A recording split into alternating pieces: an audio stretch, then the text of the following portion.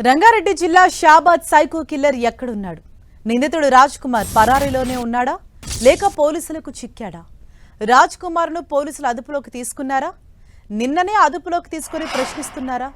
ఒకవైపు అనేక ప్రశ్నలు తలెత్తుతుంటే స్థానికులు మాత్రం రాజ్ కుమార్ను పోలీసులు పట్టుకెళ్లారని చెప్తున్నారు. ఓ కానిస్టేబుల్ సైకో కిల్లర్ను పట్టుకున్నాడని తాను స్వయంగా చూశారని చెప్తున్నారు. మరి రాజ్ కుమార్ పోలీసులకు చిక్కినట్టా లేనట్టా? పోలీసులు మాత్రం నిందితుడు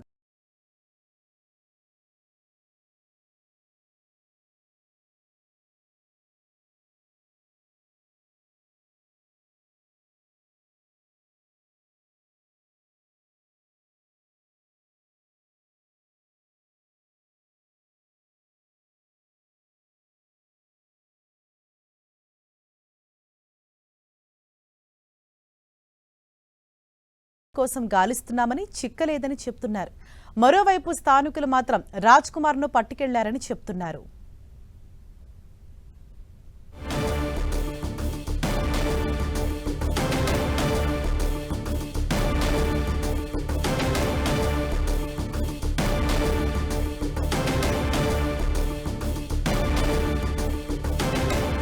కోసం గాలిస్తున్నామని చిక్కలేదని చెప్తున్నారు.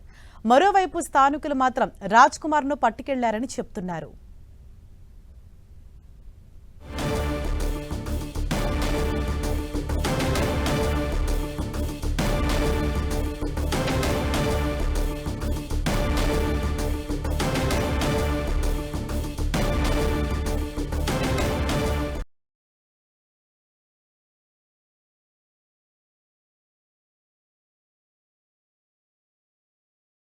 ఆయన వచ్చి పట్టుకుంది అలవాటు.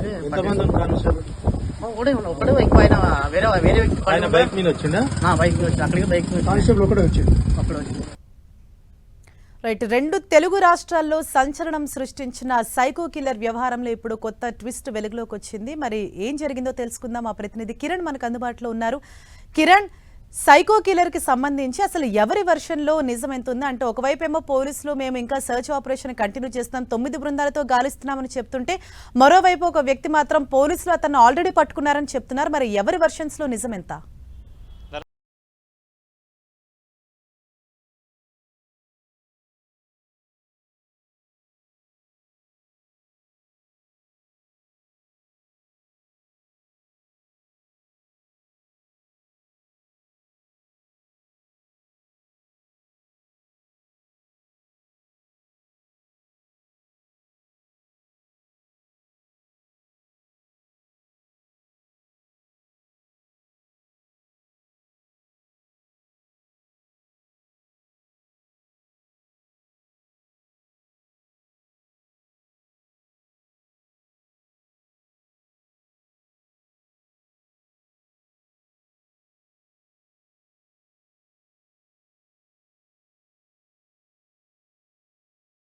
పోలీసులు ధృవీకరించాల్సి, ఎందుకంటే ఘటన జరిగిన తర్వాత కూడా ఆరుగురిని అత్యంత కిరాతకంగా హతమార్చి వాళ్ళ తల్లిదండ్రులకు ఫోన్ చేసి Raj Kumar phone switch off చేసుకొని పరారయ్యాడు. నిన్న ఇటు రైల్వే ట్రాక్ సమీపంలో అతడి అద్దె కారును కూడా పోలీసులు ఇప్పటికే స్వాధీనం చేసుకున్న నేపథ్యంలో హత్య జరిగిన తర్వాత అక్కడి నుంచి తెల్లవారుజామున కూడా పరారైనట్టుగా గుర్తించారు. కానీ కొంత ప్రాణభీతితో ఉన్నట్లుగా అనుమానం వ్యక్తం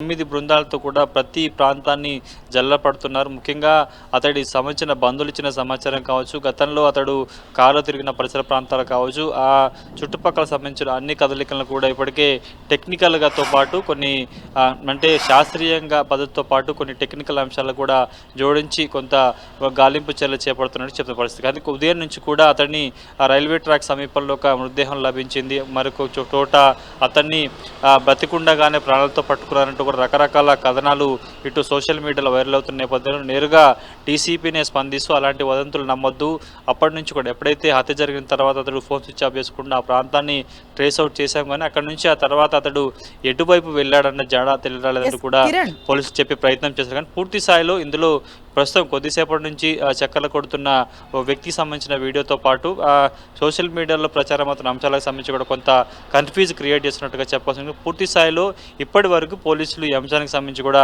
ఎక్కడా ధృవీకరించినట్టుగా చెప్పుకోవాలి. రైట్ కిరణ్, తాజాగా ఏదైతే ఒక వ్యక్తి మాట్లాడిన వీడియో బాగా సర్క్యులేట్ అవుతుందో దీనిపైన పోలీసు ఉన్నతాధికారులు ఎవరైనా స్పందించారా? అంటే అతను చెప్తుంది నిజమా కాదా, దీని గురించి ఏమన్నా రియాక్ట్ అయ్యారా? కోసం గాలిస్తున్నామని చిక్కలేదని చెప్తున్నారు. మరోవైపు స్థానికులు మాత్రం రాజ్ కుమార్ ను పట్టుకెళ్లారని చెప్తున్నారు.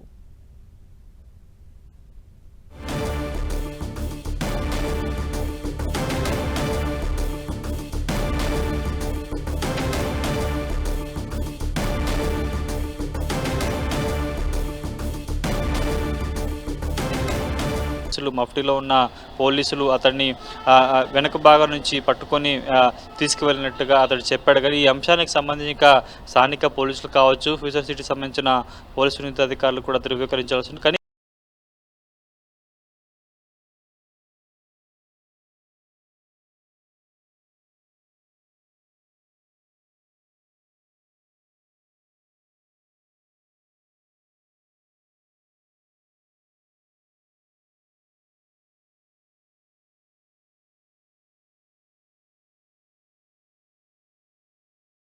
నుంచి కూడా వారు ధృవీకరించాల్సింది. పూర్తి స్థాయిలో కొంత గోప్యత పోలీసులు పాటిస్తున్నారా, లేకపోతే ఏం జరిగింది, ఇంకా గాలింపు చర్యలు కొనసాగుతున్న అంశాల మీద కొంత అనుమానం అయితే వ్యక్తమవుతుంది.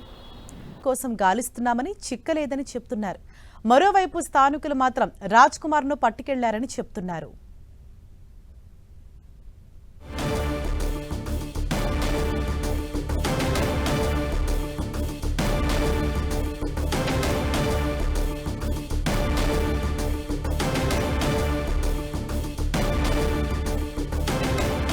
లొకేషన్ కూడా ఇప్పటికే తుమ్మాపూర్ రైల్వే గేట్ సమీపంలో కూడా అతడు మాట్లాడాడు. అక్కడే అతడు అద్దెకు తీసుకున్న కారును కూడా వదిలేసినట్టుగా పోలీసులు ప్రాథమికంగా గుర్తించారు. అందుకు సంబంధించి నిన్న మరొకసారి ఈ గొడవ జరుగుతున్న క్రమంలోనే స్టేషన్ బయట బాధిత సంబంధించిన కుటుంబ సభ్యులు ఆందోళన చేస్తున్న క్రమంలోనే కూడా రాజ్ కుమార్ తల్లిదండ్రులను పిఎస్కి పిలిపించి అతడికి సంబంధించిన ఆనవాళ్ళు, స్నేహితులకు సంబంధించిన వివరాలతో పాటు కొన్ని వివరాలు కూడా సేకరించే ప్రయత్నం చేశారు. కానీ పూర్తి స్థాయిలో ఇతడు ఫోన్ స్విచ్ ఆఫ్ చేసిన తర్వాత ఏ మార్గంలో ఎటువైపు వెళ్ళాడని కూడా కొంత వీరికి అనుమానం వ్యక్తం చేస్తారు. కాబట్టి పూర్తి స్థాయిలో టెక్నికల్ అంశాల ఆధారంగా, ఎందుకంటే ఏదైనా ఫోన్ సంబంధించి ఆన్లో ఉన్నప్పుడు మాత్రమే అతడి లొకేషన్ను ట్రేస్ అవుట్ చేసే అవకాశం కనిపిస్తుంది. కానీ ఆ తర్వాత తల్లిదండ్రులతో మాట్లాడి 11:40 తర్వాత కూడా మాట్లాడి ఫోన్ స్విచ్ ఆఫ్ చేసిన నేపథ్యంలో ఆ లొకేషన్ని మాత్రం ట్రేస్ అవుట్ చేశారు. కానీ అక్కడ నుంచి ఎటువైపు పరారయ్యాడన్న సమాచారాన్ని పోలీసులు రాబట్టలేని పరిస్థితి.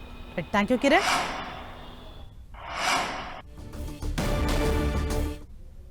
ఉంటుంది టిఫిన్ ఏంటంటే అంటే తిమ్మాపూర్లో ఉంటా అని చెప్పిన.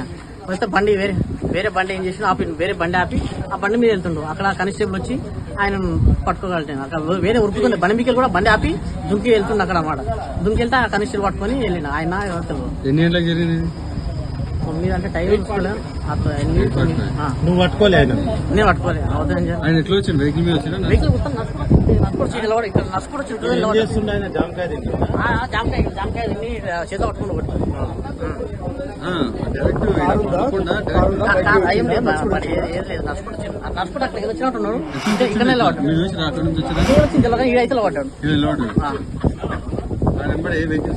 లేవు వెహికల్స్